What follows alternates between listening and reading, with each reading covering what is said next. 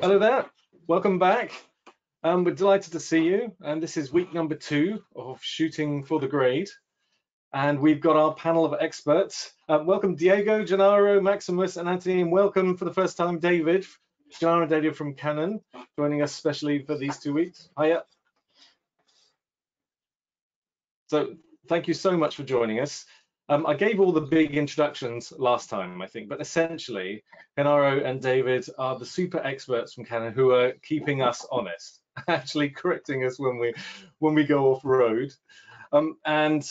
Diego and Max and Anthony are superly talented in color grading and also filmmaking as well. So I'll spare their embarrassment by overdoing their introduction, but safe to say, it's fantastic to have you all here, sharing your hive mind with these workflows.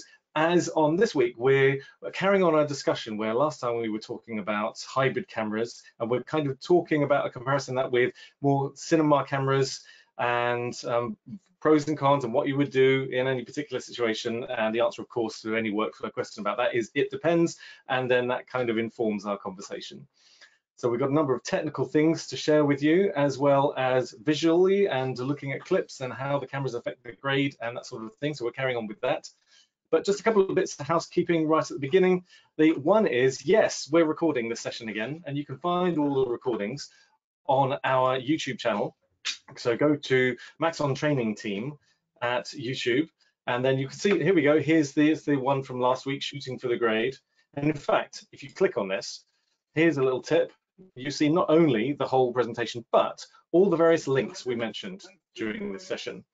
So that's the general idea. So that makes it easy for somewhere to see the links. And as you can see on my tabs on my Chrome browser, I've got a bunch more links to quickly tell you now. But here's another little easy tip. In the PDF download section, in the handout section of GoToWebinar, I've got this PDF where I've collected all the links together. We had a request last time to, hey, is there an easy way you can share these links rather than just posting them in the Q&A? So this is a whole series of links, and I'll just quickly tell you about those just before we start. But just it makes it easier for you to see where they are, including, here's possibly the most exciting one. Tony's shot more footage this week in a variety of different formats. And if you go to this bit.ly link, then that takes you to the Dropbox folder for all those files. Thank you, Tony, for sharing all of those. And we'll be looking at those and investigating them as well. And the PDFs are also in that location. So it just makes it a bit easier to look at. And if you're watching the recording, just go down to the description area inside YouTube, and then you see them all there. And just to give you rather than me spending loads of time telling you all about this, just to quickly share, Genaro and David had fantastically generously shared a series of PDFs, some introduction to working with log curves on a variety of different cameras. And for bedtime reading, they've also shared, where is it, the white paper, here it is, on, oh, I haven't got it listed up here. Anyway, the huge long PDF white paper full of information about the further information about that. So I'll add that into this link series as well. But in addition to that, we've got a link that they wanted to share. That is another free session by Canon on the 18th, Thursday, the 18th of February, looking at the optimizing C500 Mark II for post workflow. So please feel free to come along to that. You can just click on the register button, and we'll put the links in all the usual places. And just finally, just wanted to remind you that if you wanted a free t-shirt from Maxon, then please go to our Merchify store. The coupon code is demystifying, and if you put that in, then you can get a free t-shirt. One t-shirt each, please. We're delighted as we are for people to put in many t-shirts in their order. We're trying to share them out in the same way that we usually do when we meet on site at events and so on. So, but anyway, the links are in the PDF download as well, and they'll be on the YouTube. Great. Okay. Sorry. There we go. And oh yes, one other thing was that because we've got so much content to go into, we wanted to avoid over rushing it. And we do listen to your comments. A couple of people are saying, hey, can you go slightly longer so that you can share more of the information, especially when you've got everyone gathered together. So we will go over, I'm afraid. Or I mean, that's a good thing if you're watching the recording, of course, because we'll probably go over by about 20 minutes or so. But just want to let you know, because that stops us having to rush too much. Great. There, that was quite the mouthful, isn't it? So let's get on with stuff. I'm going to hand over to you, Tony. So you've got a great starting point for this with some of the clips that you shot. So if I hand over to you, and let's make you presenter. Okay. Well, and if you've got any questions as we go along, please type them into the questions area, and we'll try to interrupt people in a manner that isn't too interrupting. And also we're starting off in Resolve here, but Max has got some nice workflow tips that he wants to show in Premiere with the same clips. So lots of these techniques you can apply to various different NLEs because it's all about the workflow really. So it doesn't have to be Resolve. It could be a variety of different editors. Whatever is the most approachable to you at whatever stage in post that you feel comfortable with. Yeah, absolutely. Okay. So I can see your screen, Tony. This is great. This is a good start. Yes, that is a good start. I might still be in the dark because GoToWebinar really likes to crush my camera. But anyway, what I'll start with saying is I didn't shoot every single thing by myself. It's pretty impossible to shoot in a small window. So I want to say thank you to EJ. I want to say thank you to Angel, who owns this coffee shop here and another one in the Los Angeles area. Let me shoot some of the coffee process, and I'm hoping to get some roasting in there too.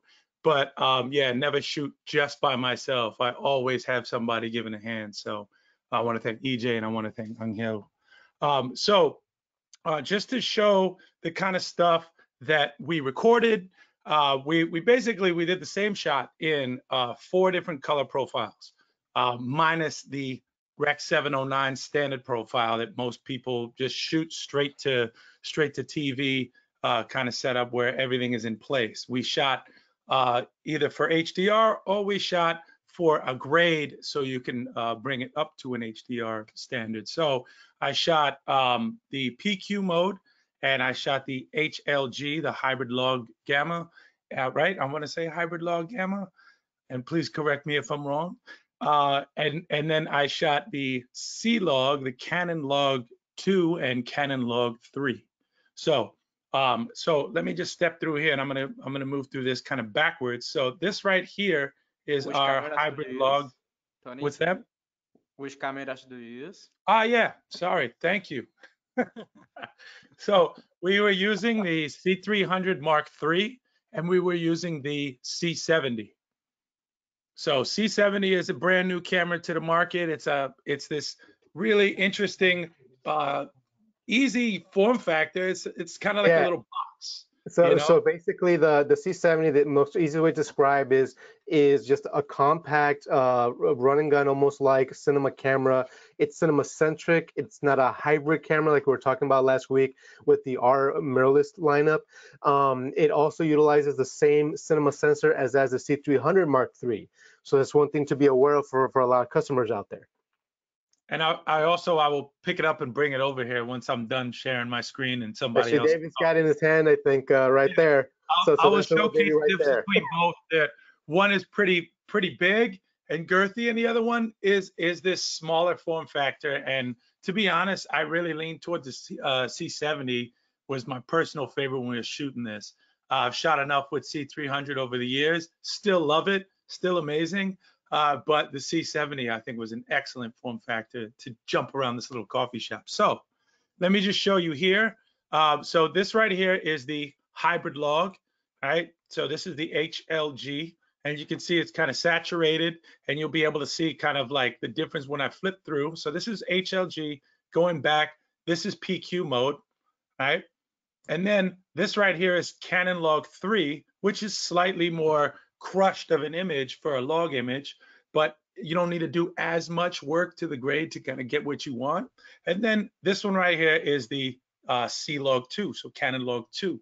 Canon log 2 has the most wide range and dynamic range as far as I want to say, was it 16 stops? Yes, yes. So basically what we're looking at is that, and this is what the misperception we get a lot from our customers. We have Canon log 1, 2, and 3, and a lot of people automatically think that 3 is better than 2, right? Because it's a higher number. That's not exactly the case. It's different. If you want the most stops, the most latitude, you're gonna want to do log 2 with the 16 plus stop capability. With log 3, you're getting that 14 stop capability. It actually kind of crushes the shadows a little bit more. So keep that in mind. So I'll show you this too, and this I want to say we shared this. This is the Netflix production guide on how to use the C70, how they want to receive your files from the C70, and this will kind of give you the idea as to how you basically paint your camera, painting more like a broadcast term, but basically dialing in the sensor and dialing in the optimal settings so you provide an image with optimal color that can be just kind of passed down the line without issues, without somebody kicking it back and saying this is too saturated, this is not saturated, this is blown out. So, but let me just jump back here. So again, here's HLG, here's PQ mode, here's C-Log 3, and then here's C-Log 2. Now, you can see right here, here's the widest amount, a bigger gamut of color here that I could actually work and kind of get in there. It's probably the colorist's most favorite. I'm just putting that out there, right? After that, you got C-Log 3, and if you look at the difference between 2 and then 3, right? Now I feel like I'm the eye doctor here. A and B. All right. So now when you look at the difference here, one is a little bit more crunched, has a little more saturation, just has a little bit more of everything. A little more saturation, a little bit more of the black point in place. And then basically you don't have a huge ceiling to work with. But when you're in this, you kind of, because you have that lower ceiling, you can kind of screw things up a little easier by dragging the mouse or your trackball or whatever with ease. So if you really are a fan of kind of pushing the dials further, C-Log 2. If you want to push the dials a little less, then C-Log 3. Same with on the HDR side, right? HLG, which is almost in a really good spot already, and then PQ, where you have a little bit more room. So it's really just kind of headroom on the grade, in my opinion. And I'll let the colorist and I'll let the color scientist tell you better. So that's one thing. Let me show you some more things in here. Let's just jump around these timelines. I also wanted to show you this. I did a rack of the on a cinema lens, on a Sigma cinema lens actually, of the what retains when I'm in C-Log 2. So I'll just play this back and I'll show you. I just kind of racked the exposure so you can see what stays. And even though I opened up the lens, you can still see that high point right in the back of those lights there still staying. Even when I go down lower to a lower exposure, you can see that it still would retain that, even though this is at the low point and this is kind of at the high point, and it's still kept it in there. All right, so this is at C-Log 2. This right here is in PQ mode, and same thing you'll see. So even at the lowest point, it's still keeping that in there. And you can see kind of everything still stays intact. Everything still gradually grows, but it doesn't really blow one thing out. It keeps everything. It keeps the high point and the low point and the midpoint intact as I open up the lens. So this is the PQ mode. And then when you go over here, this right here is the hybrid log gain, and you can see gamma, sorry. I'm saying gain while I'm talking exposure here. So anyway, just to show you, it starts to blow out. So, just understanding the color profiles that you pick, right, can determine what do you have to work with in post. So another thing I want to talk about before I do end up handing this off is I did this kind of little experiment here with a recorder, right? So with the recorder versus internal, majority of the stuff that I made available, minus this mini footage, right? A miniature Mini Cooper. So minus this, everything was shot internally and then transcoded, right? So I know exactly, I basically painted the color in camera, right? So I worked with exactly what the settings were in camera. When you do it externally, my opinion, and I want to hear what Canon has to say about this, is that you get this clean signal out and then you paint it in the recorder. So my recorder, I have the Shogun 7. I also had the Blackmagic Video Assist as well, which I'll test at a later point. But in the Shogun 7, it shows that I have the Canon Log 2 and the Log 3 capabilities for Gamma. And it also will display in Dolby Vision. So that's display, right? Not recording. It's basically showing you what kind of a more polished image would look like. But when you record in camera, right, it's not, in my opinion, right, when you get it clean out, you're painting on the recorder side versus painting in the camera side. Does that make sense, David and Genaro? Yeah, I do have some pointers for the audience as to when you should actually shoot for hybrid log gamma or PQ. I could talk about it right now or after you're done, Anthony. Feel free to chime in and I can. Oh, okay. Yeah, we do offer different, as you said, color profile. They're called custom picture profiles, and in the C70 as well as the C100 Mark III, they are C-Log 2, C-Log 3, PQ, and hybrid log gamma. And you tested all of those. There's only certain situations where you want to be shooting hybrid log gamma or PQ in the C70 in particular, because once you shoot those two, what's called optical to electronic transfer functions, they're basically gammas for high dynamic range.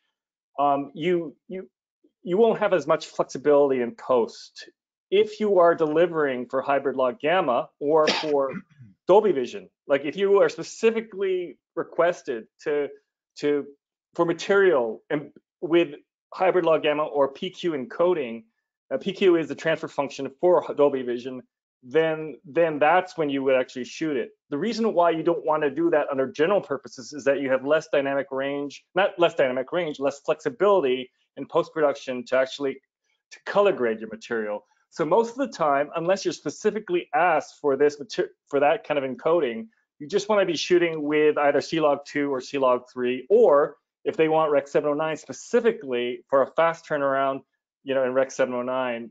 For general purpose color grading, you do want to just use one of our log curves, C-Log 2 or C-Log 3, for the most flexibility in post, so that you can later in post-production choose to go to PQ or hybrid log gamma from C-Log.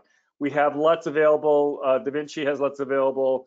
Not DaVinci, it has less. DaVinci Color Management can do it too, but you can actually not decide when you're shooting to go to PQ or hybrid log gamma. You can make that decision in post-production, but for quick turnaround, just as like you would shoot for Rec 709, for a quick turnaround, if you just don't want to spend a lot of time in color grading, you just want to deliver material quickly, you can actually shoot for hybrid log gamma and PQ as you did, Anthony, as a color picture profile in the C70 or the C3 Mark III. There's a quick question. In fact, that sort of answers Jay's question about are there different LUTs or log settings that you would choose under different filming situations. And certainly that sounds like if you're in a rush to do something or you don't have much time to set up, like a documentary situation. But would you recommend different setups for different conditions? It's like indoor versus outdoor or overcast versus sunny, for example? I have one quick thing to add. Go. Just one quick thing, just to put this in perspective, right? So if you have the two different things, recording internally to log, and then maybe giving a quick turnaround PQ mode or a quick turnaround in hybrid, in HLG. So then you're recording both, but one is more like, hey, these are quick dailies, and then the other ones are like, this is what we're actually going to give to the colorist. This is what was recorded internally. Does that make sense? It is. It's a little tricky to do both. Like the C300 Mark III can do it in some respects. The C300 Mark III has the ability to record RAW, and in RAW, really, in RAW you could choose whatever gamma or HDR transfer function later. When you process that footage in Resolve, Premiere, or even in our own Cinema RAW developer, and then as a proxy. Like you said, you just want to quickly send it to somebody. You can we have proxy files which you can actually record to just little SD cards, but those I can't remember. I'm sorry, I just can't remember right now. Maybe you remember, Genaro. I don't know if you could do that to PQ or hybrid log gamma. Normally, when you want to shoot for PQ or hybrid log gamma, you want to shoot it at least in 10-bit, and so the proxies are usually 8-bit. And so I don't think that it would be a good idea. We just don't have that flexibility where you could do both, because if you're shooting for PQ or hybrid log gamma in the C200 Mark III, you are shooting normally to XFAVC, which is a 10-bit codec, to the CF Express cards. So you can't do both, unfortunately. Like you can either shoot RAW or C-Log2 or C-Log3 and XFAVC. Well, not internally, yeah, in that sense. But I think what Tony was talking about was talking about going external out to recorder. Yeah, you're right. And ready files that are like dailies that could go out through the clean feed, and then you paint them to be ready. Correct. You don't use log, you use HLG, or you use PQ mode in the recorder, so people, it's more client friendly. This is what we shot today. No, the sky is not white and blown out. Here's something to walk away with, and you do that through the external function. The internal function, you would shoot the C-Log too. On the C200 Mark III, you can do that. You can do a clean feed out of the monitor port or the SDI port, and you could. We have built-in LUTs, or you can load your own custom LUTs, and you can actually send out PQ or hybrid log gamma and a clean feed, and they'll have it, ready. You could so you could do both. That's the way. Use an external recorder. Like as the secondary. That's the client-friendly. You don't have to explain why things look washed out version. Exactly, and you can do it in a 10-bit depth because the SDI out is 10-bit, and so does the HDMI. One thing I want to make sure. Got an interesting question here. Sure. Just on this topic, John's just asking that it's quite good at setting white balance on shoots, but sometimes we'll need to quickly capture something that happens spontaneously. So he's interested in what the best color profile is to recover white balance on the C70. I'll put a little note in there. So there's two ways you can attack it or even ask the question. You're talking about profiles and then or picture styles also. So for example, technically the best thing would be being in log 2, because then you have the full dynamic, everything else you can correct a lot better in post. But that won't be the workflow for everybody. We recommend, really, to be quite honest. The logs would be better, any of the logs. If you can't shoot log, then the next best thing would be picture style neutral. Will be the next best thing, where it's more muted, but in reality, really going log would be the only way to go unless the camera allows you to shoot raw. Right. Also, just to add a bit on that, John,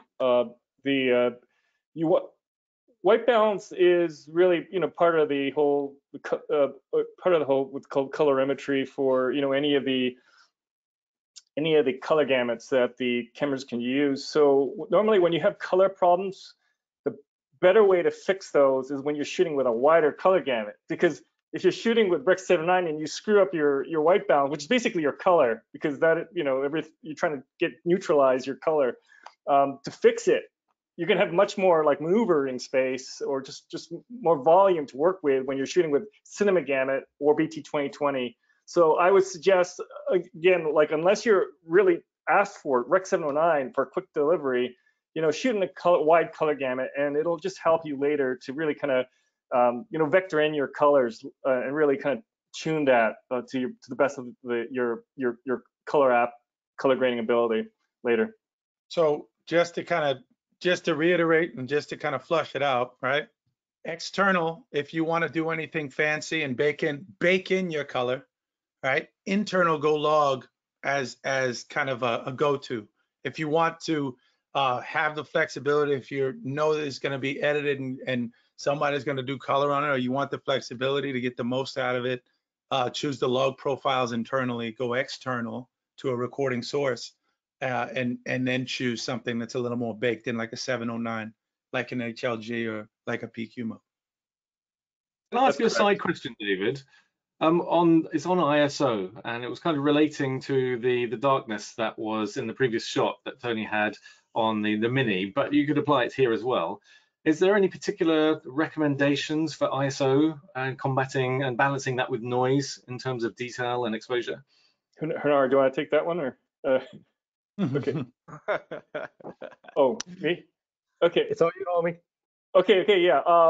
Well, ISO, I think for, when we talk about ISO, we just want two things. It's either noise and dynamic range. So for both of these cameras, the ideal ISO is actually 800 because then you find the best balance between your noise characteristics and your dynamic range. You don't lose dynamic range as you gain up. We do have what's called our 5 ISO.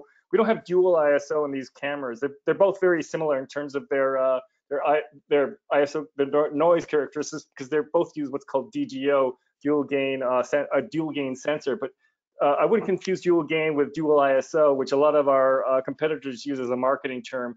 We have what's called a 5-step ISO, meaning there's certain steps in the ISO range where you actually get which are optimized for low noise: 800, 1600, 3200, 6400, and to 6400, and then beyond 12800 actually is digital gain, whereas anything below 1200 we use analog amplifiers for gain. So I would recommend shooting at 800 if you're not going to be, if you need more sensitivity. You can shoot at any one of those steps that I mentioned. Kind of like we also have half steps in there, but they actually have they actually have more noise than they're intermediate steps, and they actually have more noise than the succeeding step of the ISO steps that I mentioned. But in terms of ISO, yeah, you do want to shoot, of course, at 800 if you can. If you need to use a higher ISO, just you're not going to lose dynamic range, but you will get more noise. And if you are going to do it, then use one of those steps that I mentioned, up to 12800. 12,800. We can go even higher. I forget what the maximum range is. I think it goes over 100,000, but I forget what the highest ISO mark is. Just one other thing. It's a bit of a side note that I wanted to mention is that the C70, and this is one of the big differences between the C70 and the C300 Mark III. The C70, you cannot send out a LUT. So like we were talking about how you can send out, PQ and HLG as a LUT on the C300 Mark III, the C70 does not have the capability to sending out LUTs. It actually does have something very radically different for Canon cameras. It has what's called a look file. You can actually create a cube LUT in DaVinci Resolve or some other program that supports dot cubes, and you can load it into C70 the same way you would load LUT. You just put it in an SD card, you put it in, you just load the dot cube. But it's fundamentally different in that it will actually bake in whatever that LUT is into your recording. So it's not a LUT. It's actually a look file, which actually affects your recording. So what you record in the C70 is what you see out of the HDMI. It doesn't have an SDI. It doesn't have LUTs. Yeah. Big difference between the C300 Mark III.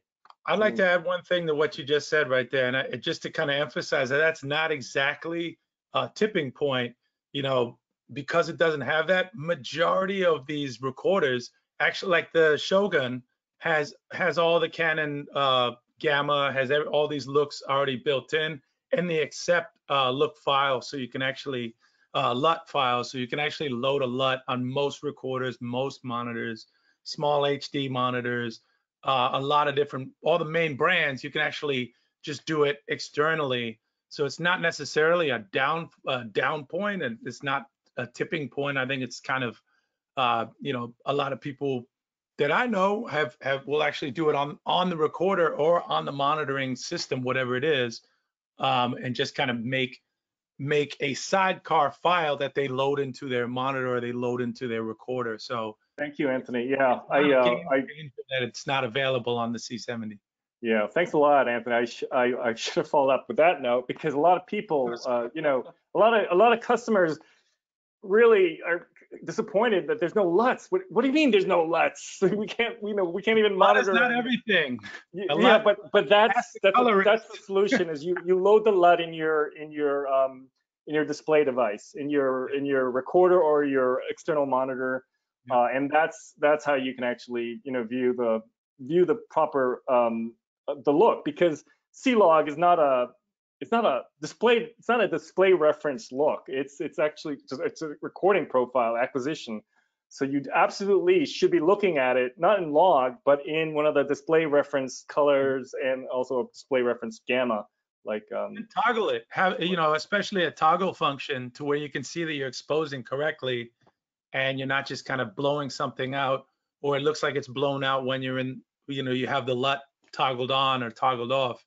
You want to make sure exposed appropriately, and then kind of wrap your file with that LUT. So the LUT is just kind of the candy coating on the peanut, to be honest.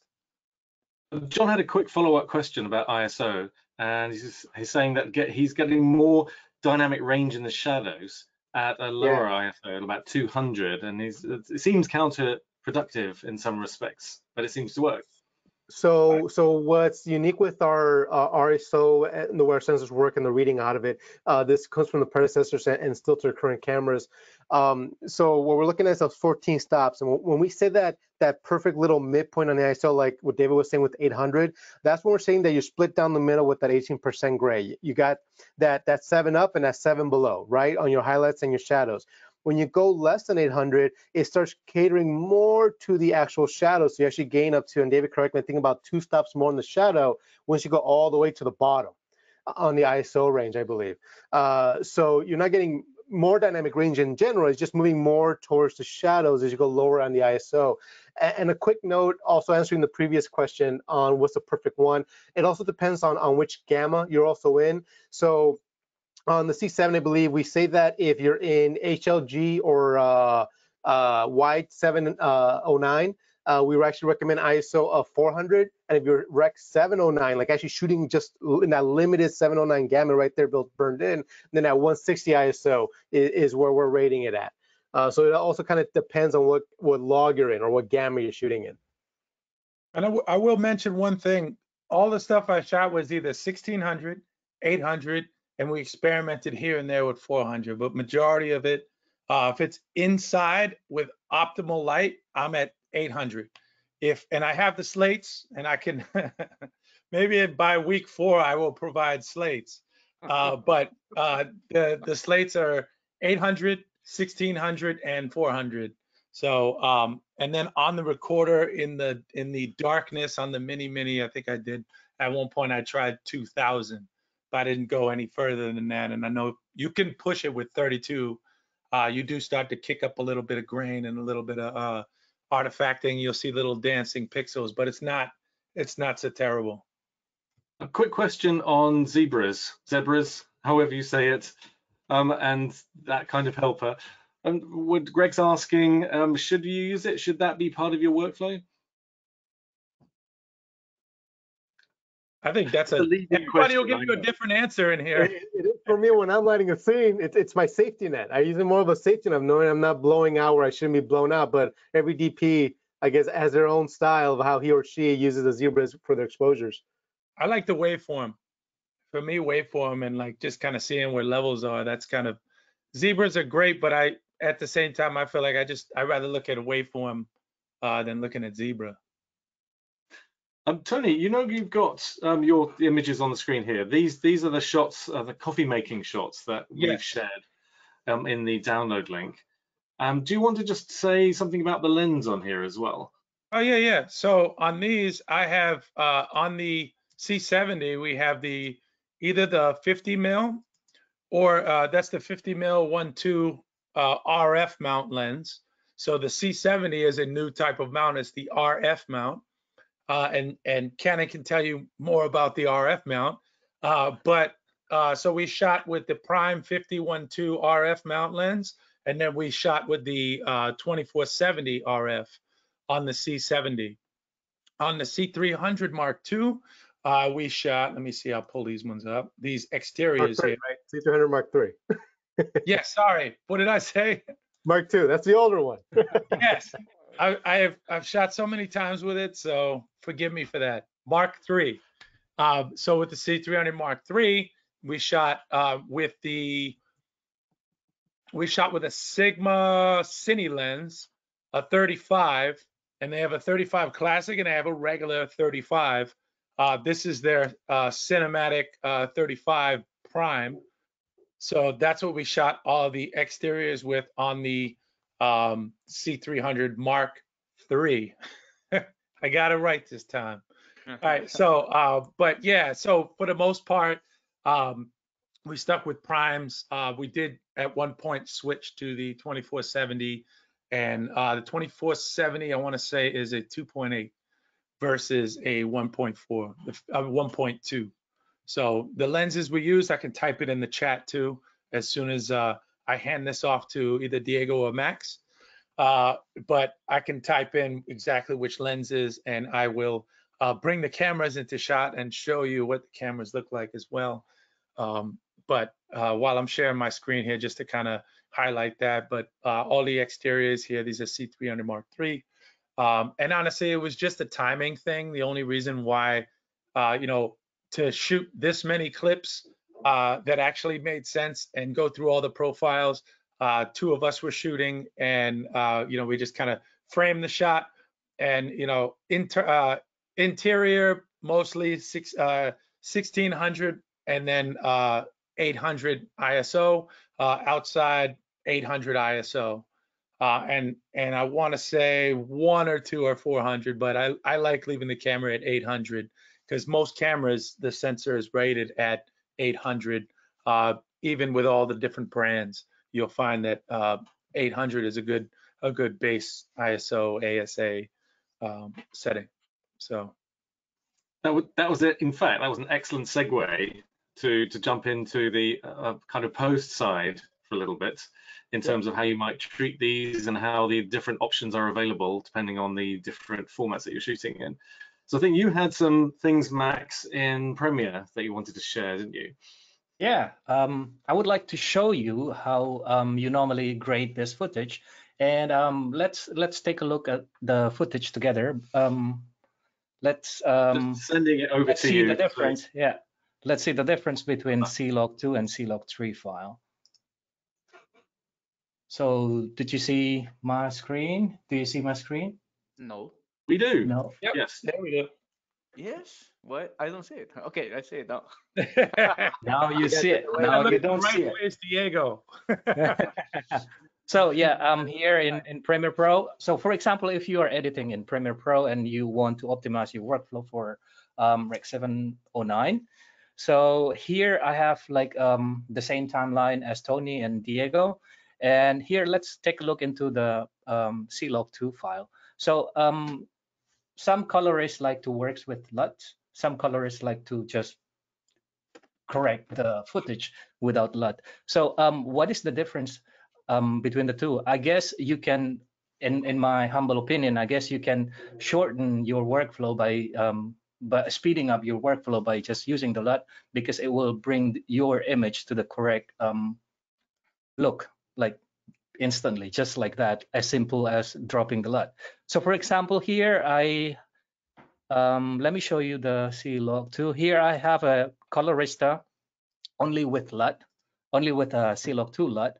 How do you use the LUT inside Colorista? Well, in the new release of Colorista, it looks a little bit different. Previously, the LUT was located right under the chain. That was for a good reason, because you know, when you have the LUT last in your chain, meaning that you are grading under the LUT. And I will go further about that later on. So yeah, the new locations for LUT inside Colorista is here on the top. As you can see, you can choose a LUT. It still processes at the end of the chain, though. It's just moved up to make it easier. Exactly, isn't it? Yeah. I was just about to mention that. Sorry, Matt. I was worried about it. The LUT is positioned at the top of the tools, but the actual effects is still at the end of the tool chain. So let us search for Cinema Gamut LUT.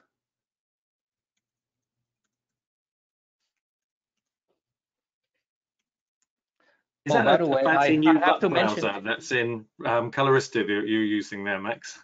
exactly. Another leading question. So you can also preview your LUT live. So this LUT, I get it from Canon portal, Canon website. I think we already shared the download links, the link to this page as well, right, Simon?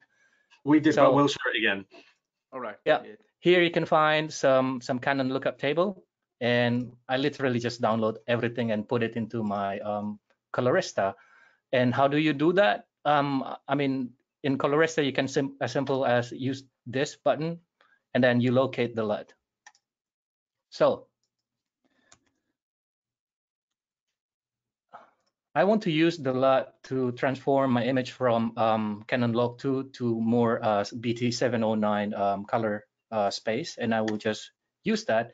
And as you can see, just by using the LUT, the contrast level is already kind of like in the ballpark. And as you can see in the waveform, the black level is a little bit crushed. So to see what happens, what the LUT is actually doing, there's a simple tips that you can do, is that by just dropping a grayscale image, you can actually see what the LUT is doing. As you can see here, let me just close my vector scope. I have a grayscale image. So just by using the LUT, where was my Colorista? Let me copy and paste. Sorry, bear with me. Okay, it was in adjustment layer. So before the LUT, as you can see, you can see linear-ish curves in the waveform. It shows that the image goes from black to white, and you can see that there's a white point in the middle and then the black point in the middle. And I can simply copy and paste the Colorista that I used previously with Canon LUT Insight. And as you can see, it is bringing the shadow level a little bit down and more, how do you call it? It expands the image, the dynamic range of the image. So it's crushing, not crushing, it's bringing down the shadow area and then also lifting up the gain in the highlight area. So back to the previous image. So here I dropped Canon LUT, and as you can see, since the LUT is processed at the end of the chain, I can still do minimal corrections like lifting the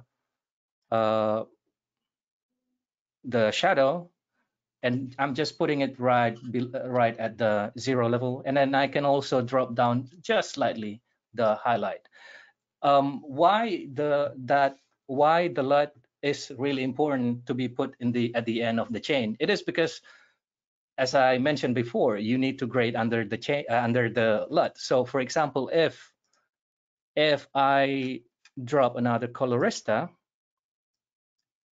and as we know, we already have our LUT in the previous Colorista, and in the next Colorista, I want to save the shadow. I want to lift the shadow, and as you can see, it's still clipping, but I will just bring the whole level up. So what you get is actually not more detail in the shadow, but it's just a grayish versions of the shadow. So yeah, that is so important to do that particular stage. And the grading under the LUT is a fantastic expression, but essentially what it means, I'm guessing, Max, if you could just talk about that for a second, that the LUT is the last thing that's processed in terms of color correction. And in Premiere, I've found a nice trick is to put that onto an adjustment layer, because that's the last thing that is processed. Because as the clips process in stack downwards in terms of the effects on any particular clip, but then the actual layers on the timeline process upwards. So if you've got your adjustment layer on the top level and you've got a series of clips that are taken from the same shoot, then you can get away with that, and then you know that your grade is being adjusted correctly. But that's a great tip about making sure that you're not grading after you've applied the lookup table. Yes, exactly, because what LUT actually do is actually it's limiting the color space to the one that LUT has. Yes, and I want to add something about this. It's like we are using a LUT that probably David created or Canon created. Probably. This LUT knows what to expect. I mean, this LUT knows the curves, the color space, everything. This is not a LUT from a web page that say Hollywood LUTs and we apply it. No, It's not the orange and teal LUT. Yeah. It's a LUT that knows what to expect. And that's the reason that we are having a good result and a good, in some way, you can say, starting point is really Like important. buying a suit off the rack or getting one custom tailored. Yeah, they're really technical LUTs, but at the same time, there is some intention, I find. You know, I think there's a question already by Fairly Arrow. Should you use Canon LUTs or should you use the DaVinci Color Management? And that's a really good question, because I get that a lot. And you could do either way. You could use the DaVinci Color Management. You know, their transforms work. I don't know how Diego's going to do it, but or you could use the LUT. The LUT, of course, limits you use that as your first node. It's going to limit. It's going to limit the dynamic range possibly, just because you're as a first node, it'll do that. Everything subsequently, if you clipped anything in the first node, everything later with a LUT will be clipped. But I find that with just from personal experience and from others users' personal experience, people who are not like hardcore graders will have a much easier time using our LUTs. It just gives you a pleasing look much faster. And even if it's used as a technical LUT to bring you from one color space like just BT2020 or Cinema Gamma to Rec 709, you'll find that like just trying to get a pleasing result from the DaVinci Color Management is just going to take you a lot longer. Most people a lot longer. I don't know, but that's just from the general people that I've worked with, and that's what I recommend. Unless I don't recommend the LUT, but if you want a quicker result, if you're not a really skilled colorist, just use the LUT. So, thanks. And sometimes what I will say about the LUTs is that, okay, in many cases we don't work with LUTs, but put it just to see how it looks, and probably it will look good in the sky. It will look good in some colors, and take a still, and then you know like what to expect about that image, and then you make it manually. So it's Exactly. great as a reference point. So you can use it as to analyze the image first, and then after that you can put your own take into the. You can show the potential of what your shot can be. Like it really showcases the potential of what colors are there and how they can be pushed. But it shouldn't be the last. It shouldn't be the end all be all. Just drop a LUT on it and it's done. No. So I wish it is. Yeah.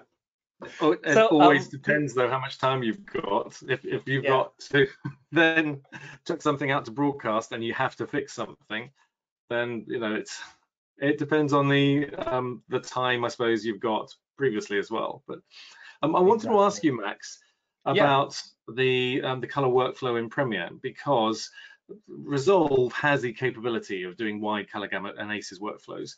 But if you are shooting and then you are editing in Premiere, are there things that you can do to take advantage of that wider color space? Yes, as we know that Premiere Pro is more optimized into the Rec 709 color space, but using Magic Bullet Looks, you can. Wonderful way of putting it. It is optimized for Rec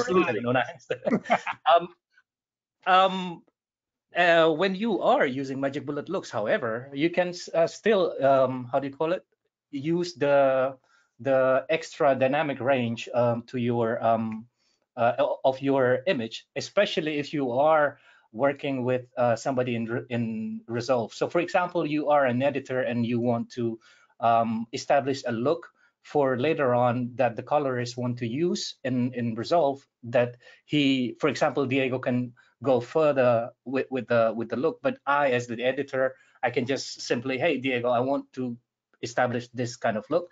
Using Magic Bullet Looks, new color handling, you can do that. So in Magic Bullet Looks 5, you now have like a lot of input gamma curves, and then also you have like the output gamma curves, and you can also put this output curves as same as input. So you literally sending the color informations all retained in the clip with the Magic Bullet Looks. And as soon as you are opening the same clips in Resolve, and you can, I'm sorry, I mean like you can use the same clip into the ACES pipeline or Resolve color management later on.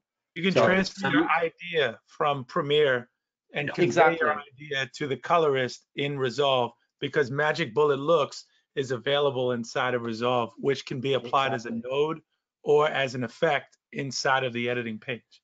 And what's nice is that using this color handling, Magic Bullet Looks doesn't have to sit right at the back, right at the end of the tool chain anymore. Like the very last node, you can use it in the middle of the node or the beginning of the node, because it can still output the clip into ACES, for example, or log. So actually, you can. One thing, just what Diego mentioned earlier, you can kind of convey that down the line. Diego can kind of take a snapshot of that. Exactly. Still from that, then reference back. We can actually reference and grade to it. The reason why that might be an interesting thing is because the editor tends to sit with the client the most. Exactly. Not every single client, and Diego could probably tell you better than myself, but not every single client wants to go and watch the colorist color the clips. Sometimes they just want to step in there day one, see you click the button on, click the button off, and then come back on the last day, and that's it. The editor is the one that's like listening to the director, that's listening to your overall client, and they're the ones that get the most feedback as to what's the flavor of these shots. So, and it's pretty neat with all the presets that are available in Looks. And I think in week 4 we can go deeper and show you how you can use Magic Bullet Looks presets as a power grade in Resolve. I think everything should be blockbuster cool the whole way. The blockbuster cool or blockbuster woman. That's it. That's it. They're designed that way for a reason, Tony. Yes. So I would like to illustrate further about the LUT tool chain. LUT, how do you call it? Positions in the tool chain. So using Magic Bullet Looks, it's very visual. So as you can see, if I have my LUT in the middle of the tool color handling, so if I put a Colorista and I try to just bring up the black, the shadow, and if the Colorista occurs before the LUT, as you can see that the details are coming back. But if you are putting the Colorista right after the LUT, as you can see, it's just the same effect that we have tried previously. So yeah, that's it. That's a Magic Bullet suite. Can I tip ahead to one quick feature, because you've mentioned Colorista a bunch, especially people who literally just grab this camera and they're really excited about it and they want to get their images out and put it somewhere. There's the guided color correction inside of the Colorista effect, which is the perfect thing to take you. You basically paint your image from black and white and slowly introduce color, and you're the one calibrating it side by side with charts that give you reference points. So if we're talking about these tools and you just want to get something out, instead of just dropping a LUT on it, try Colorista, and it will legit walk you step by step from a black and white image. You set all the points, set your gray point, set your black point, set your white point, and then start moving towards saturation. It's a great tool for that. Yeah, exactly. I mean, not everybody is a colorist, and not everyone knows which order that you need to approach your image first. And using the guided color corrections from Colorista, you can simply walk through your image, and as you can see, you can just pick the color space that looks best to your eyes. In this case, I know that the footage was shot in log, and it happened that log has the most contrast. And let's pick lock. And the next thing is that you need to establish the black level. And the more black you introduce in your footage, it will be shown as a blue indicator in the right window. And I'll then add one quick thing. Sorry. yes, So these were no problem. transcoded. These were transcoded from the original. So in Yeah. case of any shift in the gamma, right? So if you're getting a ProRes file that came from a transcode from somebody else's timeline, there might be a chance that you've shifted a little bit and your gray level and your black level have shifted quite a bit. So if you pick that, do that from the card. If you're doing it from a ProRes file, a DNX file, or a transcode, then you might want to go to I don't know, right? Because now it's Exactly. kind of, did this come from a camera card? Was this in somebody else's timeline? Did it absorb any color profile on its way out before you got it? Does that just to put that in there? Yes. Yeah. So like you said before, now I reset my color space and I pick I don't know, and it's not really a technical which one is more correct than the others. You can just pick it visually just by looking at it. Which one do you prefer? And you have a contrast adjustment, and you'll be wondering why my image is black and white. It is actually a good tips from professional colorist workflow is that you adjust the contrast separately from the color. By using the black and white image, you can get like the just right amount of contrast, because in contrast there are also color contrast. So by omitting the color from the image, you can get like ideal contrast level. So You're building the structure before you start adding the flavor. exactly, that's a nice way to put it. And every steps has come with suggestions. And On that suggestion, by the way, take a look in the bottom right. A lot of people that don't know how to read a scope, if you want to cheat and you want to sound cool to your friends, now you can read a scope. It's telling you that's an actual vector scope. It's telling Yes. you how to read it. So I know that not everybody knows how to read a scope, and it's embarrassing to say sometimes in front of a room of people you don't know how to read a scope. This is your little study guide. It's got This is the vector scope. Yeah. It's actually laid out under the color wheel, and as you can see here, you have the red color, the magenta, the blue, cyan, green, and yellow.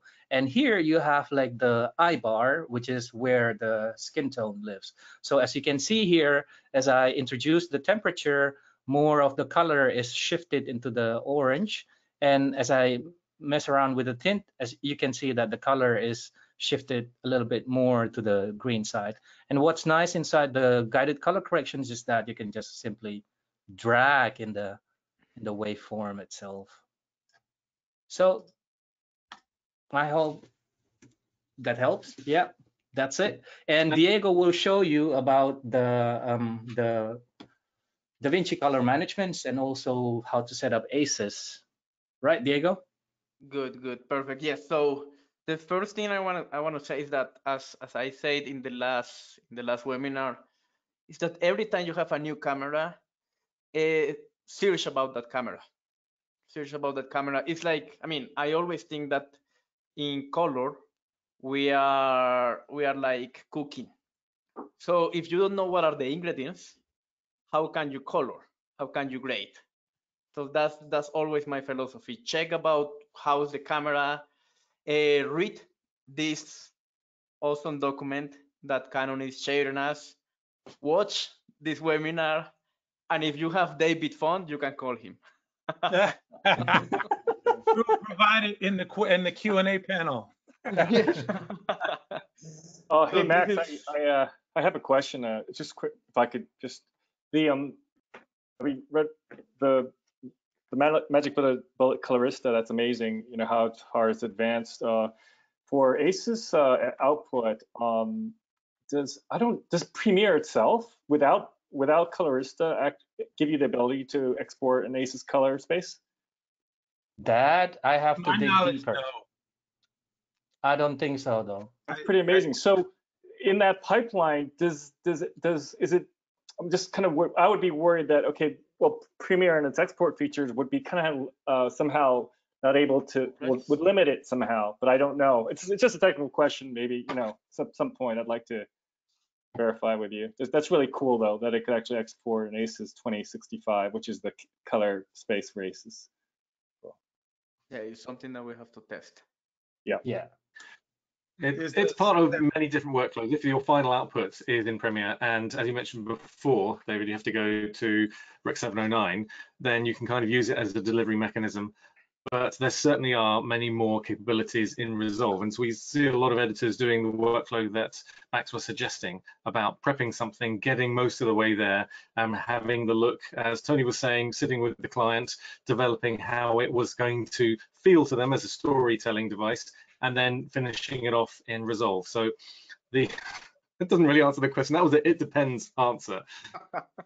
But I'm not aware of the ACES workflow out of Premiere at the moment.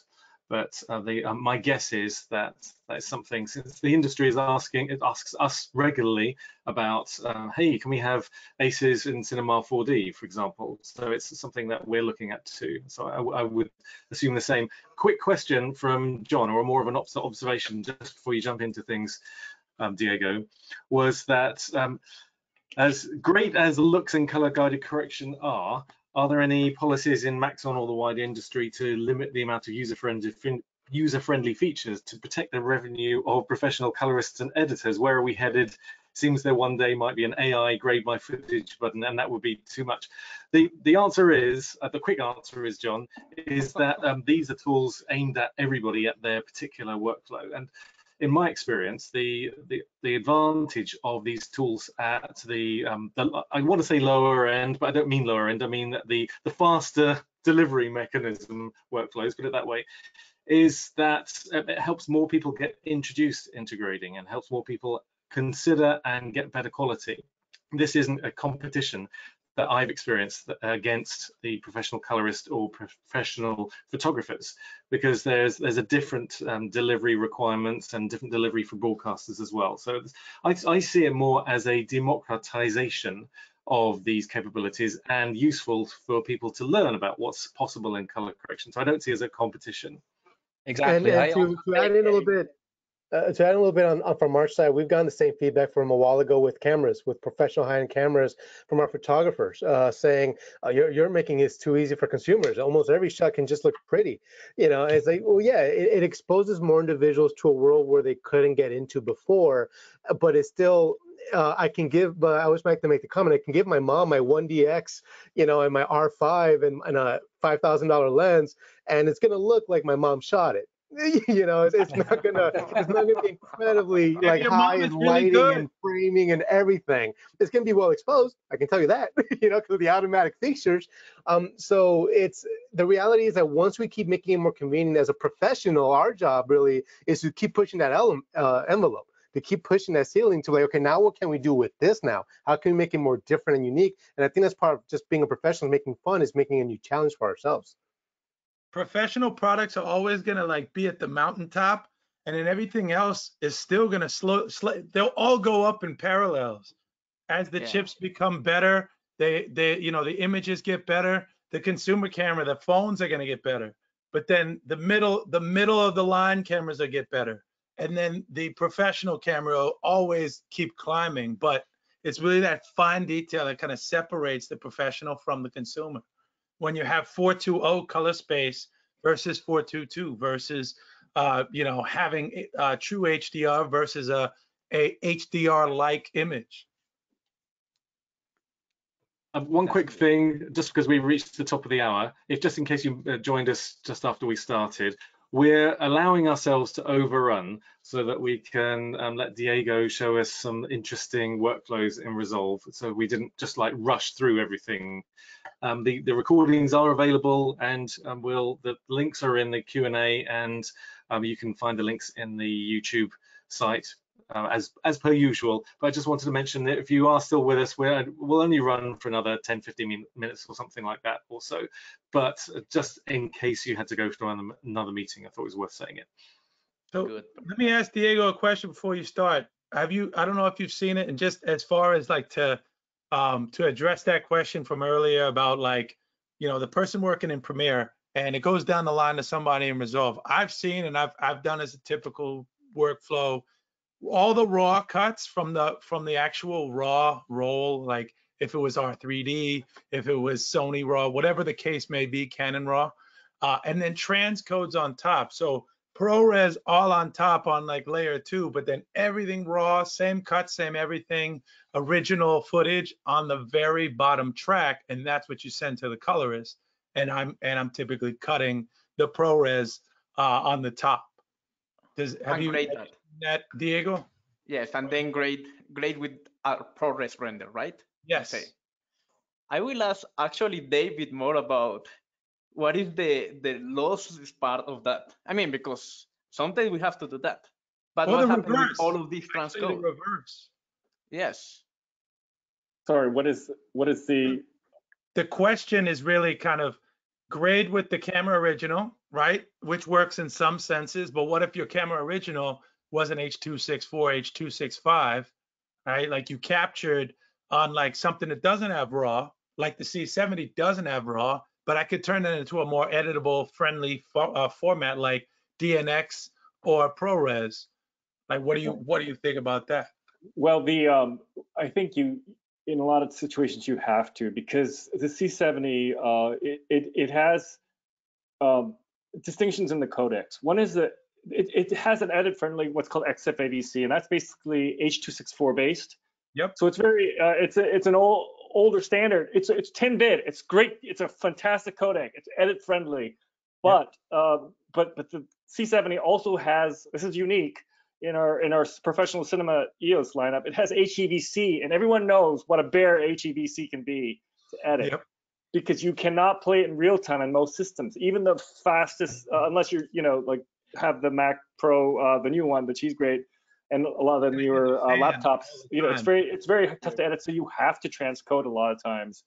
And so, of course, when you transcode, you could use the built-in kind of proxy features that Premiere and DaVinci Resolve have, and I've gone through this in previous webinars, but of course, you're going to be seeing, some in the proxying. You're going to be seeing some loss, and that's why people, wish that they could just work off the originals. Fortunately, you can, and so yeah, I would advise that if you really want to, work with HEVC, then you do have to either use the built-in proxy features, which usually transcode to 422 HQ, which is the Apple ProRes 422 HQ. Or you could actually just render your own files out if you want to, use a use the recorder. Use the or recorder. You can use recorder, yeah. You can fire off the recorder with the record button via the HDMI port. Yeah, the linkage is always kind of problematic, but that's up to you to the editors and colorists to work out. Yep. Yeah, interesting. All right, so let's start. The first thing that I was like thinking when I had that footage is Tony was saying to me, hey, I can record in HLG and PQ. I was like, what? But HLG and PQ are like display, like EOTF, and why you are recording in them?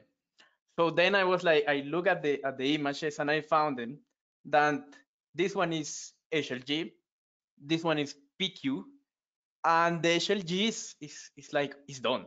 It's almost like, I mean, I have a really expanded range. All I need to do is probably to play a little bit with the offset, and that's it.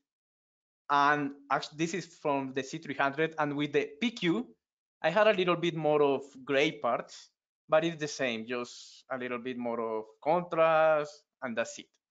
So as Tony said, and as you guys say, it's probably the PQ and HLG are almost like ready formats.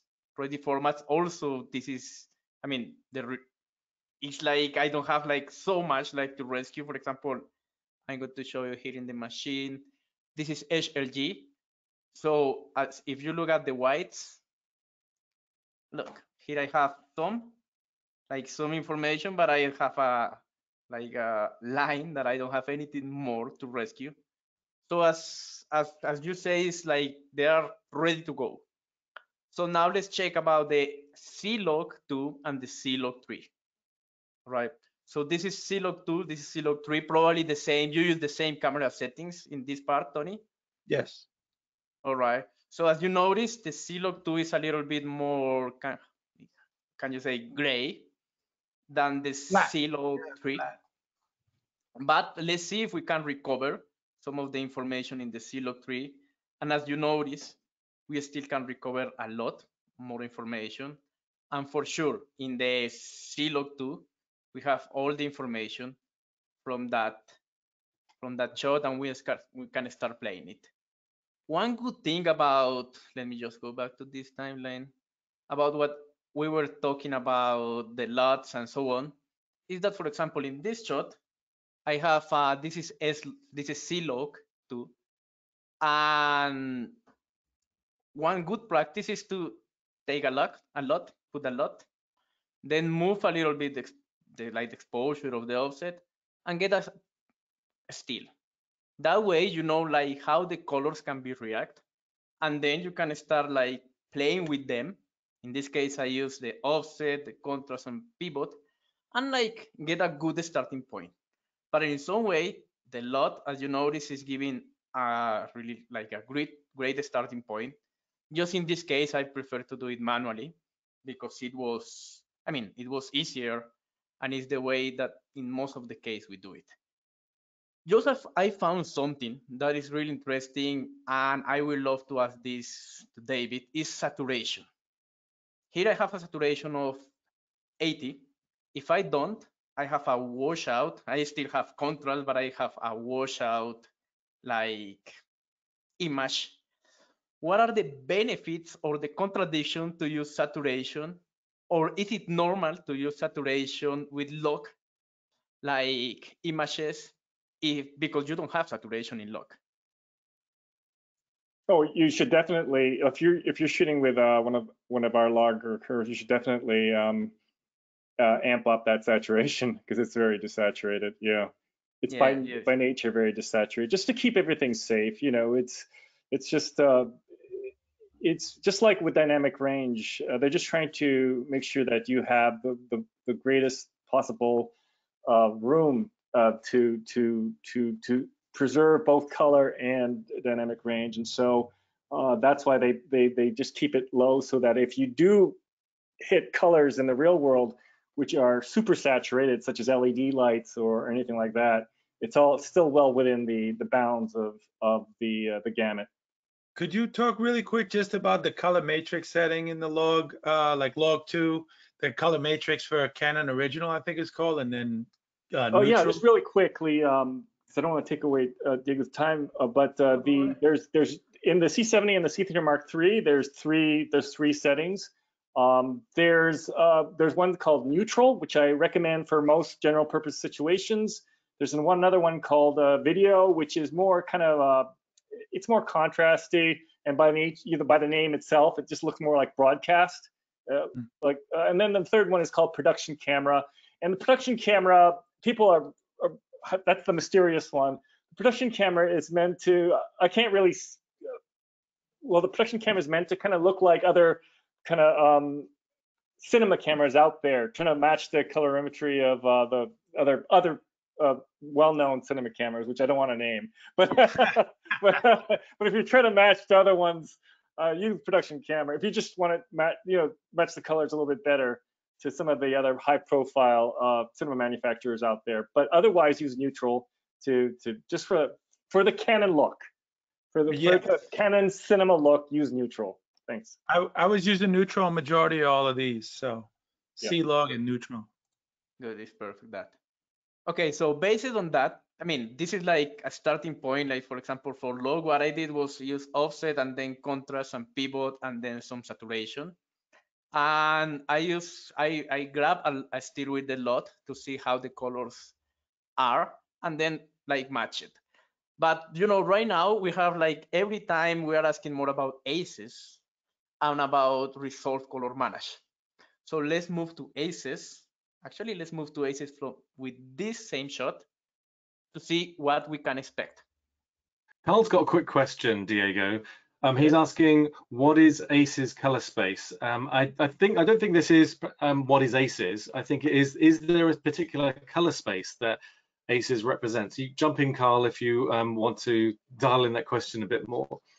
All right, I would say, probably David can correct me, but I would say so fast. So what we are doing right now is we are taking, in some way, we are going to a really big color space and high dynamic range color space that converts all of that camera color space and log curves to one big color space. And by doing that, I mean, all of the different cameras are talking like the same language, and we are taking advantage from all the sensor, all the information sensor from the cameras. And we are working based on the scene. Usually when we are like in YRGB, we are working based on the display. And this is the case of the LUTs. The LUTs are converting the scene information to the display information. I don't know if I say it good. It was like 2 minutes explanation. Yeah, it's a complicated. It's not complicated. It can be pretty easy, but it's basically ACES is a color management system, and ACES color space is really that big container. It's like a virtual color space, and from that color space, though, you need what's called an ODT, and that ODT, what's called output device transform, will bring you to that display referred color space.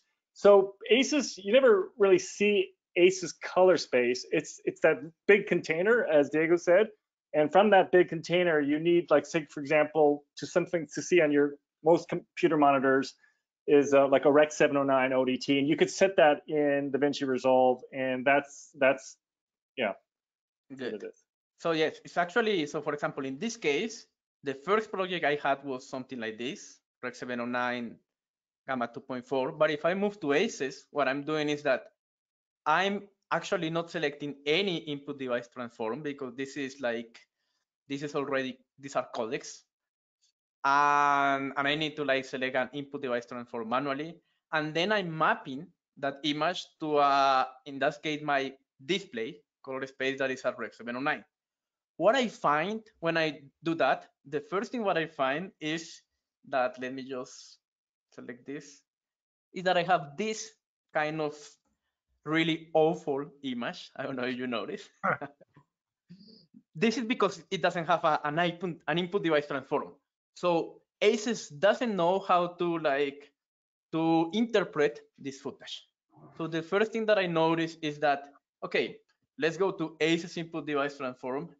And here is my first question is that, why we have so many input device transform in Canon? Huh. It looks like we have a full list, but in this case, I mean, I use C300. This is C300 Mark III. We still don't have the IDTs. So in this case, David, can I select the 370 Canon lock? It's funny how they come out with the that they integrated the C70 IDT before they did the C300 Mark III, because that came first. But yes, they have very similar color imagery. So please use this Canon C70 and use whatever if it's tungsten balance, you use the tungsten IDT. If it's generally daylight balance, even if it's white balance for daylight, use the daylight IDT. Yes, for the Canon. I'm just going to say, can somebody say what IDT is again in plain English? Yeah, sure. I could go for it if you want. Just a quick little something, just in case we jumped ahead. IDT is basically it's what's taking the color space of the camera and the sensor characteristics of the camera, such as the C70, and it brings it into that ACES color space. So you need that IDT in order to make that transform into a color space. It's really like, if you think about ACES, you want to control all the aspects of both input into the color space and output out of the color space, and to the reference spike. The whole chain is really to maintain consistency and also to interoperability. And just really one big point, because I know that this is a Maxon webinar. A lot of one of the big reasons for ACES to exist is that, you know, a lot of the renders that that CG artists are doing, you know, they need to be brought in to match all these different sorts of cameras, and that ACES makes that much more easier. Is that it kind of unifies that color space for both CG color and also a camera color, and it really it's designed to you know, ultimately make your life easyable and trackable with a lot of much more metadata on the process. The word nobody said yet was standardized.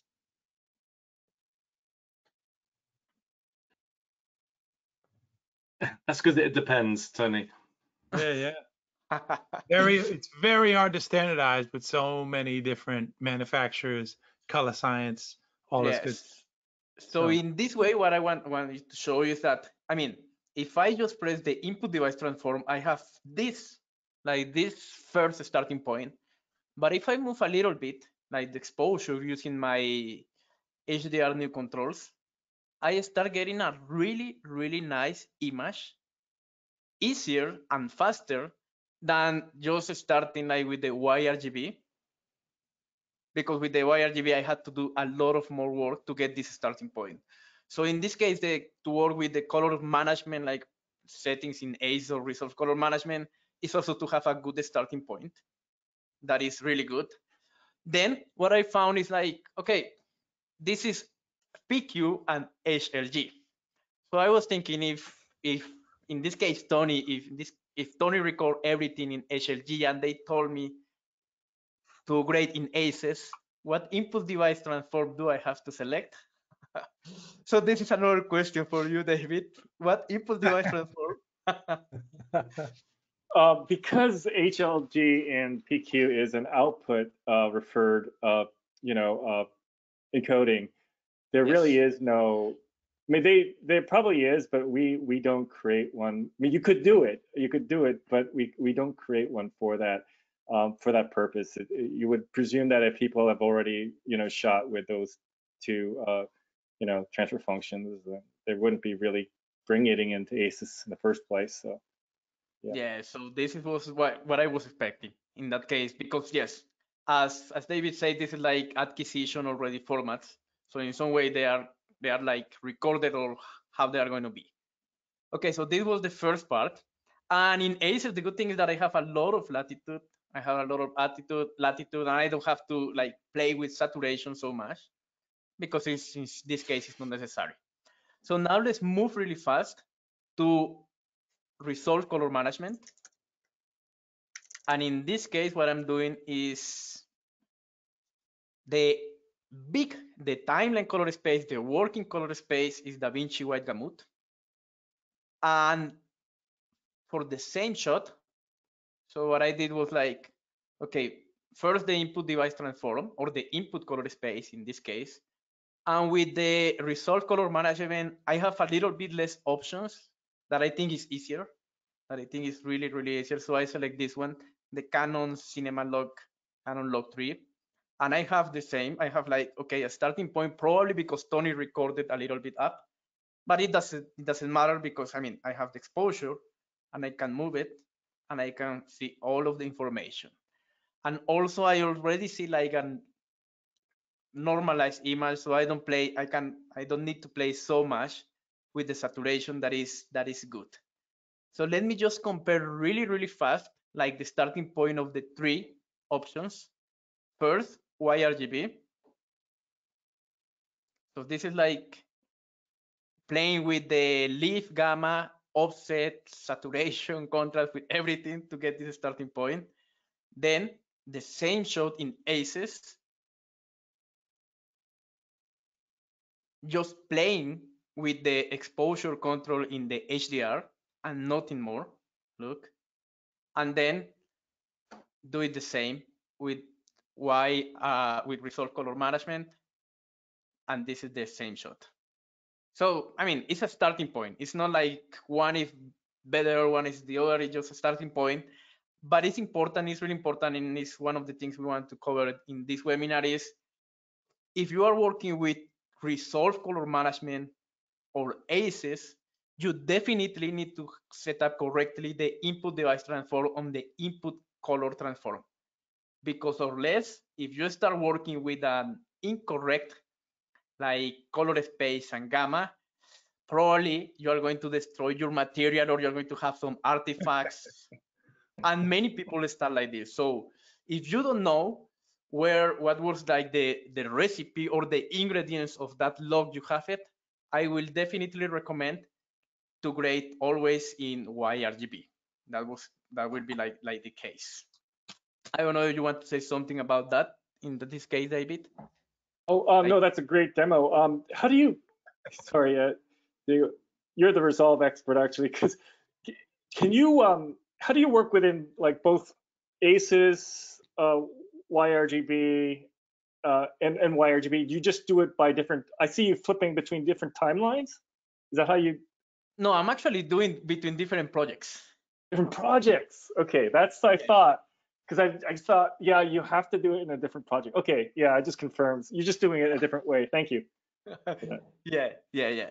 So that was like the first thing that I noticed. Then with Tony, we were like saying something like experimented with this mini. Yeah. like shot. And the first thing that I noticed is that this was PQ, and this is like what, yellow, and this is C-Log recording, right? But it was in an external recording, right? Yep. Tony? All right. So the first thing that I want to see, or I want to ask you, Tony, is what was the original color of the car?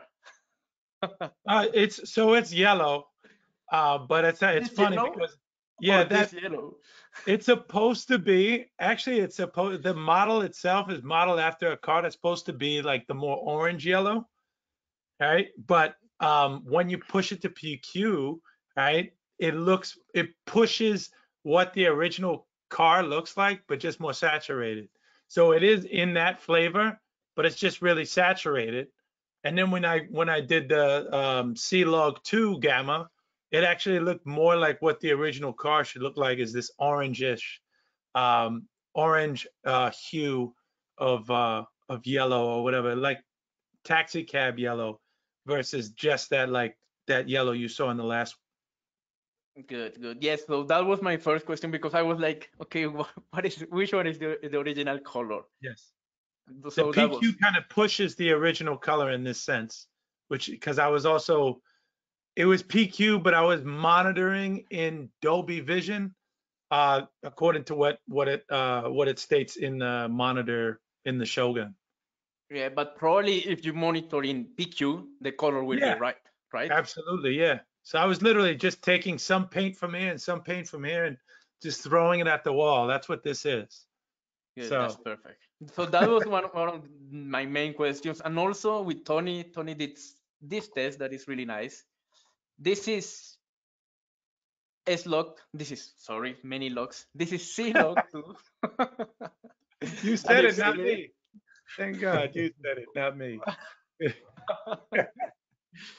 So as you notice, you are playing with exposure, like going up and going down, and it's giving us all the time like a really good like waveform and really good information. Just we start playing it. This is C-Log 2. This is PQ, and in PQ you can already notice, if I play it, that I have some crush part, especially in the blacks. And this one is HLG, that is completely more aggressive. So in this case, I will say, Tony, and correct me if I'm wrong, if we are like recording in HLG, it's like we already have to prepare the image thinking on how it's going to look, not thinking in color correction, because I mean we cannot. It's your final. You're writing in ink and you're not writing in pencil. Yep. Yes. All right, that's good. You're using a big, thick Sharpie. Yes, a big Sharpie. Yeah. Yeah. So that's about me. I don't know, David, if you want to add something or recommendation about how to work with these files in Resolve or in ACES. No, that's a really good comparison. Thanks. Other than just that they can that that they can also install the Canon LUTs for DaVinci Resolve if they want to. And it's the same LUTs that work in Adobe Premiere, actually, that Max pointed out. So you should highlight where the folder is on your desktop if you have quick access to it. I have it typically on mine, and I just copy and paste. Yeah, I can put it into the chat, actually, if people want to know where they need to install their own custom LUT. Yeah, it's tricky because it's tough to find that. You got to do some. I'll put it into the chat too. The program files on a PC, I think, and then on the Mac. Yeah, you're right. It's a little dug in. Yes, right. And what I will add about this part is that, I mean, these LUTs are great because have the name of the gamut and the lock, and try to select the correct one also. Because if you don't select the correct one, probably you're going to find you're going to have like a different result. And as Max pointed, always, if you are like doing this workflow, always do it in the last node of your color chain for don't affect all your dynamic range. So in this case, I'm adding this, and then I'm playing a little bit with the offset, like to have a good starting point. Could you showcase the gallery and the still, just so we can reference to what we were talking about? If somebody does Magic Bullet, they just want to get the idea across. Yeah. So the gallery LUTs, you say? Yeah, just kind of if you wanted, when you say take a still, just to kind of fill in the blank as to like what we mean by taking a still. That's perfect. So for example, in this case, I did this, and I want to take a still. A still is a color memory. So right click, grab a still. This is I can call it like, this is like LUT.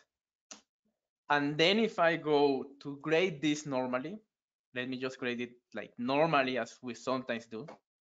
Move the offset, find a good starting point, then contrast, then a little bit of pivot. And then you say, okay, it's good. And you get a little bit of saturation, and you find like a good starting point. It's always good to check like your LUT. In this case, the LUT is doing a better work than the manual thing that I did. And this is something that in many cases happen when we are starting with lock.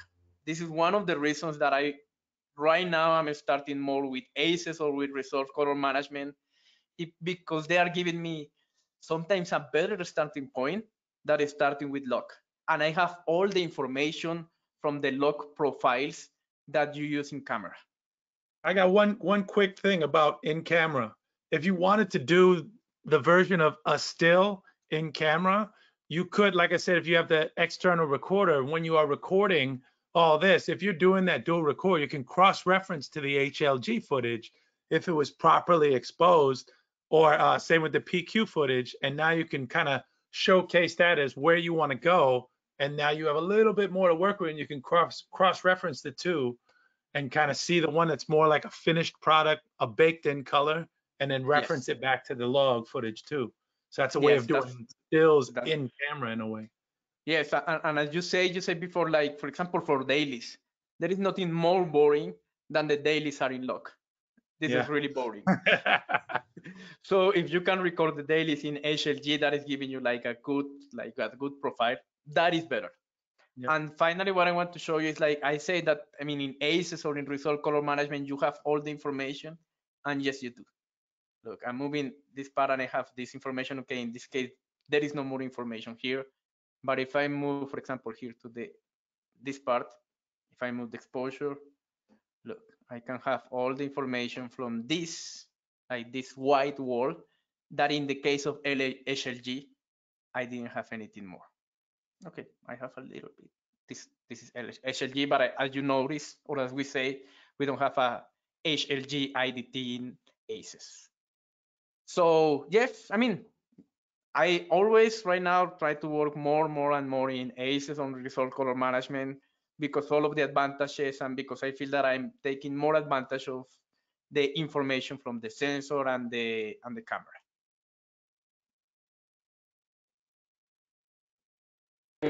I have a link that actually would work quite well as a segue for that. So if I can grab the screen from you, Diego. Yes. So we've had a couple of questions on the questions panel about what is ACES and how can we find out some more information about it. And we did a session on this not so long ago. And this gives me an excuse to remind you that you can see the recording of this session and last week's on our YouTube channel, just the Maxon Training Team. But if you go into here and you just search ACES, then there's a quick way of just searching through our videos. And here it is. This is the session that we did back in November, where Diego ran through exactly what you were talking about, David, doing the CG workflow in ACES inside Resolve, so that you could then take it from Cinema and be able to grade and match those different transforms and so on. So there's that. We'll put that in the links just to remind you as well, the PDF that we've added to this section, all the links in that little handout PDF in the handout section. Yes, it's still called the handout section in GoToWebinar. All those links will be in the description of the YouTube video, which will be up in about an hour or so. So you can see all those things, including all those PDFs that you've shared with us, Genaro and David, the one about the white paper and also the guide to the LUTs, and a link to the session that you're running on the 15th of February, which is looking at the optimizing C500 Mark II for post workflow, and also some of the other links that we've mentioned, and the download link for all the footage. So just go to that section on the Maxon Training Team and just watch the video, and you'll see in the description there. Fantastic. Thank you for bearing with us, everyone. I know we went slightly over 1 hour, but it was make sure that we got all that particular information. I think it's really interesting seeing from the point of view of that whole arc of the workflow and how those decisions that you make on set then can have serious implications depending on the workflow that you wanted to do in post. So I think that the two are inherently linked. So it's lovely to be able to just have this thought process and open discussion about it. So thank you. And again, thank you for last week as well, Genaro, and thank you for joining us this week, David, too. We really appreciate your insight. It's been our pleasure. Thank you for inviting us. Yeah, thank you. We're learning. I'm learning so much about the process through this. This is great. And I distinctly noticed that it became the question and answer thing for Diego and his workflow for about 5 minutes there. So that was nice to see that too. Look over your shoulder. Yeah. Which transform do I use? This is great. Good. But in any case, this isn't the last you'll hear from us this week. We've got Ask the Trainer coming on Thursday. So if you want to just come along at 8 AM Pacific, which is 4 PM UK, 5 PM CET, and that's 11 AM Eastern in the US, then just turn up. We're just answering questions as a training team to see whatever question you've got over the whole range of all the Maxon tools, whether it's 3D or rendering or post-production and the giant tools, or in fact color correction and grading, because Max will be there with me and our other trainers too. So please turn up for that. That will also be recorded on the YouTube channel. Fantastic. So thank you so much. Thanks for the nice comments. Thanks, Fairley. Thanks, Gred. It's always an interesting challenge to kind of address questions for all areas of experience and all through the different workflows. So hopefully we've left you with something that can help with the furtherance, if you like, of your workflow. Thank you. Thank you, everyone. Yep. Thank you, everyone. Thank you. Bye. Thanks, Diego. Thanks, Tony. Thanks, Max, as well. Thanks, Genaro. Thanks, David. Thanks, Thank you, David. Thank you, Genaro. Happy New Year. Very good. Many more. All right, see you in the next one. Yeah. Bye-bye. Bye.